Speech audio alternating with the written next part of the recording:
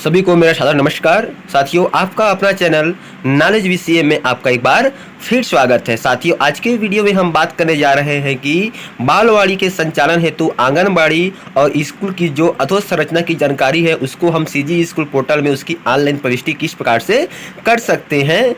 जैसा कि आप सभी को पता है कि राष्ट्रीय शिक्षा नीति 2020 और माननीय मुख्यमंत्री जी की घोषणा के अनुरूप सत्र 2022-23 से ही बालवाड़ी का संचालन किया जाना है। तो साथियों, आज की वीडियो में हम बात कर रहे हैं कि जो नई व्यवस्था के तहत जो शाला संकुल बना हुआ है उसमें जो नए संकुल बने हुए हैं, तो जितने भी जो नए सीएससीज हैं उनके भी जो लॉगिन है सीजी स्कूल में जो लॉगिन है उसमें उनको शैक्षिक समन्वयक की सीएससीज की एडमिन आईडीज उपलब्ध करा दी गई है, उनको राइट्स दे दिया गया है। अब वे आसानी से शैक्षिक समन्वयक के रूप में अपने संकुल के अंतर्गत आने वाले विद्यालयों की जानकारी बालवाड़ी के संचालन हेतु एंट्री कर सकते हैं। चलिए आपको आगे वीडियो में बता रहे हैं, तब तक के वीडियो को अंत तक जरूर देखें ताकि कोई भी जानकारी आपसे मिस ना हो। तो सबसे पहले क्या करनी है, आपको आपके मोबाइल के ब्राउजर पर cgschool.in इस तरह से टाइप करके ओपन कर लेनी है। ओपन करने पर आपके सामने इस तरह से इंटरफेस दिखाई पड़ता है। फिर आपको ये लॉगिन बटन पे क्लिक करनी है। जैसे ही लॉगिन पे क्लिक करेंगे तो आपके सामने इस तरह से इंटरफेस आ जाता है, मोबाइल नंबर और पासवर्ड। तो आप अपना यहाँ पर सीजी स्कूल में जो आपका मोबाइल नंबर और पासवर्ड है जिसके माध्यम से आप लॉगिन करते हैं उसको एंटर करने के बाद आपको लॉगिन पे क्लिक करनी है।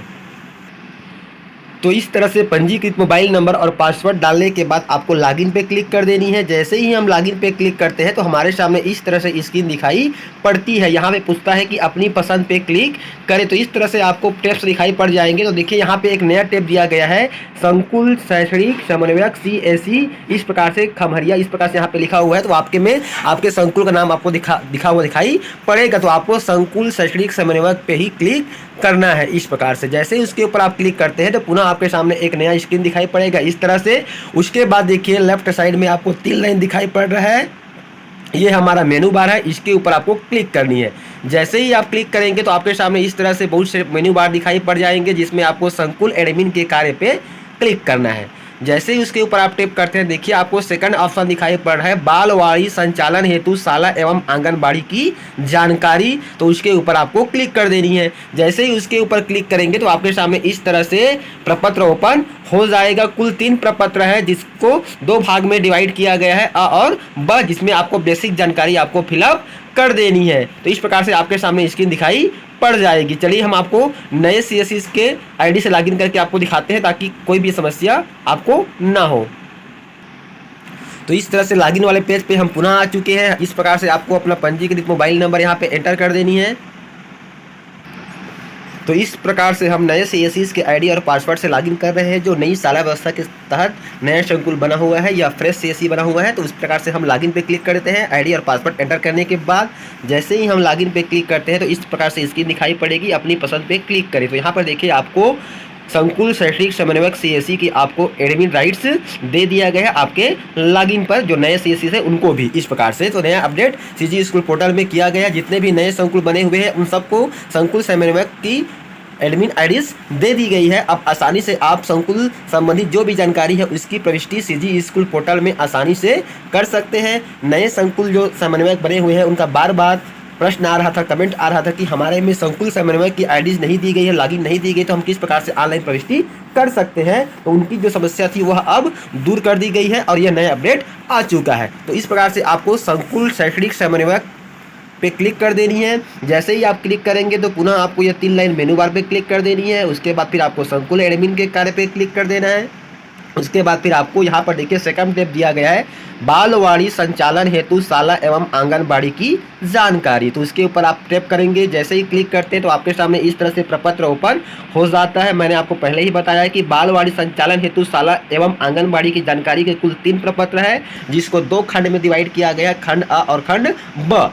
इस प्रकार से तो खंड अ हमारा स्कूल संबंधी जानकारी होगा और खंड ब हमारा आंगनबाड़ी से संबंधित जानकारी है जिसकी आपको जानकारी प्रविष्टि करनी है इस प्रकार से। तो जैसे ही प्रपत्र ओपन होता है तो यहाँ पर देखिए आपको दिखाई पड़ रहा है बालवाड़ी संचालन हेतु शाला एवं आंगनबाड़ी की जानकारी। इसमें है बालवाड़ी संचालन हेतु अधोसंरचना की जानकारी प्रपत्र 1। तो इसका खंड अ है शाला भवन की जानकारी इस प्रकार से। तो इसमें आपको जिला, विकास खंड, संकुल का नाम आपको पहले से ही ऑटो सेलेक्ट फिलअप मिलेगा। उसके बाद नंबर 4 दिया गया है शाला का नाम। तो आपके संकुल के अंतर्गत जो भी शाला है बाल वाड़ी संचालन हेतु उसकी ये ड्रॉप डाउन पे क्लिक करेंगे तो आपके सामने इस प्रकार से आपको विद्यालय की जानकारी प्राप्त हो जाएगी। तो इस ड्रॉप डाउन से आपको विद्यालय का चयन कर लेना है। इस प्रकार से विद्यालय का चयन करने के बाद नीचे में दिया गया है, देखिए आपको शाला में कुल कमरों की संख्या। यहाँ पे देखिए प्रपत्र जो है उसमें 2 खंड है। खंड अ आपके विद्यालय से संबंधित है और खंड ब है आपका आंगनबाड़ी से संबंधित है। तो खंड अ में आपको विद्यालय से संबंधित जानकारी ही प्रोवाइड करानी है। तो यहाँ पे दिया है शाला में कुल कमरों की संख्या। तो यहाँ पे आपके विद्यालय में जितने भी कमरे हैं उसकी संख्या यहाँ पे आपको प्रविष्ट करनी है। नंबर 7 में कहा गया है कि बैठने योग्य कमरों की संख्या। नंबर 8 में है शाला में मध्याह्न भोजन पकाने हेतु कमरा। तो यहाँ ड्रॉप डाउन से आपको चयन करके बतानी है या नहीं। फिर नंबर 9 का ए है शौचालय बालक के लिए, हाँ या नहीं आपको बतानी है, अलग अलग है कि नहीं है। 9B में है शौचालय बालिका के लिए, इसको भी आपको ड्रॉप डाउन से बताना है हाँ या नहीं में। अहाता संबंधी जानकारी नंबर है उसको भी आपको बताना है हाँ या नहीं में। इस प्रकार से नंबर 11वां है कि पेयजल हेतु व्यवस्था क्या है, इसको आपको ड्रॉप डाउन से बतानी है कि नल है कि हैंडपंप है कि अन्य साधन है। उसके बाद 12वां दिया गया कि बालवाड़ी हेतु शाला में कक्ष चिन्हांकित किया गया है या नहीं, इसको भी आपको ड्रॉप डाउन से बता देनी है हाँ या नहीं में। फिर अगला प्रपत्र 1 का ब है आंगनबाड़ी की जानकारी। तो यहाँ पे आपको नंबर 13वां प्रश्न दिया गया है कि आंगनबाड़ी का जो भोजन है किस जगह बनता है, तो उस स्थान का नाम यहाँ पे आपको प्रविष्ट करना है। फिर अगला प्रश्न है कि आंगनबाड़ी में कुल कितने कमरे हैं, उसकी संख्या यहाँ आपको लिखनी है। फिर नंबर 15वां में कहा गया है कि आंगनबाड़ी में शौचालय के बारे में आपको जानकारी बतानी है कि है या नहीं है। फिर है आंगनबाड़ी और स्कूल भवन के बीच की दूरी आपको यहाँ पे मीटर में प्रोवाइड करा देनी है। उसके बाद हम बात करते हैं प्रपत्र 2 की, शाला एवं आंगनबाड़ी में पदस्थ कर्मचारियों की जानकारी एवं दर्ज संख्या। प्रपत्र 2 इसका जो खंड अ है वह विद्यालय से संबंधित है। तो यहाँ पे कहा गया है खंड अ में कि प्राथमिक शाला में पदस्थ कर्मचारियों की जानकारी। तो नंबर 1 है पदस्थ प्रधान पाठक या प्रभारी प्रधान पाठक का नाम यहाँ पे आपको फिलअप करनी है।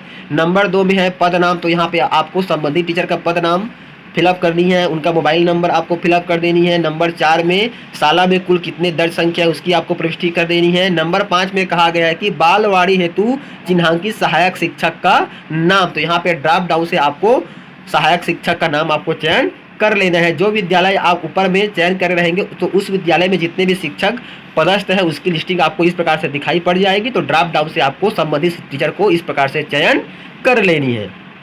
अगला प्रश्न है नंबर 6 में है बालवाड़ी हेतु चिन्हांकित सहायक शिक्षक का मोबाइल नंबर। जैसे ही आप शिक्षक का नाम चयन करेंगे तो मोबाइल नंबर आपको ऑटोमेटिक फिलअप दिखाई पड़ जाएगा, आपको अलग से मोबाइल नंबर रजिस्टर करने की जरूरत नहीं है। अगला प्रश्न दिया गया है कि संकुल शैक्षिक समन्वयक का नाम यहाँ पे आपको फिल कर देनी है। और 8वां प्रश्न में है संकुल शैक्षिक समन्वयक का मोबाइल नंबर फिलअप करना है। प्रपत्र 2 का खंड ब है आंगनबाड़ियों के कर्मचारियों की जानकारी। तो नंबर 9 है आंगनबाड़ी कार्यकर्ता का नाम। फिर 10वां में है कि आपको आंगनबाड़ी कार्यकर्ता का मोबाइल नंबर आपको फिल करनी है। 11वां प्रश्न में आंगनबाड़ी सहायिका का नाम फिल करना है। अब 12वां में कहा गया है कि आंगनबाड़ी में दर्ज बच्चों की कुल संख्या। 13वां प्रश्न है कि आंगनबाड़ी में दर्ज 5 से 6 आयु वर्ग के बीच के बच्चों की संख्या, यानी कि कुल दर्ज संख्या में से जितने भी बच्चे हैं जो 5 से 6 आयु वर्ग के, उनकी प्रविष्टि आपको कॉलम नंबर 3 में कर देनी है। अगला प्रपत्र हमारा 3 है शाला में उपलब्ध संसाधन या सामग्री की जानकारी, जिसमें खंड अ है शाला में उपलब्ध सामग्री की जानकारी, जिसमें नंबर 1 है पुस्तकालय में उपलब्ध कुल पुस्तकों की संख्या। नंबर 2 में आपको फिलअप करना है शाला में TLM सामग्रियों का नाम। नंबर 3 में है शाला में किचन सामग्री है या नहीं, ड्रॉप डाउन से आपको चयन कर लेनी है। नंबर 4 में कहा गया है शाला में खेल सामग्री का नाम। नंबर 5वां में कहा गया है कि बच्चों के बैठने के लिए टाट पट्टी, इसको आपको बतानी है कि है या नहीं है या अपर्याप्त है, इस प्रकार से। उसके बाद ब है आंगनबाड़ी में उपलब्ध सामग्री की जानकारी, जिसमें नंबर 6 प्रश्न है। शाला परिसर या समीप में स्थित आंगनबाड़ी का नाम आपको यहाँ पे फिल कर देनी है। नंबर 7 में बच्चों हेतु उपलब्ध कितने खिलौने हैं आंगनबाड़ी में, उसके नाम यहाँ पे आपको प्रविष्ट करनी है। नंबर 8 में कहा गया है कि आंगनबाड़ी में उपलब्ध शैक्षणिक सामग्री का नाम यहाँ पे आपको फिल कर देनी है। नंबर 9 में कहा गया है कि आंगनबाड़ी में उपलब्ध अन्य सामग्रियों के नाम। तो इस प्रकार से पूरे प्रपत्र को आपको फिल कर देनी है। फिल करने के बाद नीचे में देखिए आपको 2 टैब दिखाई पड़ रहा है, सुरक्षित करें और विवरण देखें। तो आपको सुरक्षित करें पे क्लिक कर देनी है। जैसे ही आप सुरक्षित करें पे क्लिक करेंगे तो आपकी जानकारी है वह सफलतापूर्वक सुरक्षित हो जाएगी। उसके बाद फिर आप विवरण देखें पे क्लिक करके आपके द्वारा जो भी जानकारी आपने प्रविष्ट की है उसको आप देख सकते हैं। तो इस प्रकार से आप आसानी से बालवाड़ी संचालन हेतु शाला और आंगनबाड़ी की जानकारी ऑनलाइन सीजी स्कूल पोर्टल पे प्रविष्ट कर सकते हैं। तो साथियों, आज का जो वीडियो आपको कैसा लगा हमें कमेंट्स कर जरूर बताएं। फिर मिलते हैं इसी प्रकार की नई जानकारी नई वीडियो के साथ। तब तक के साथियों, जय जोहार, जय छत्तीसगढ़, जय हिंद।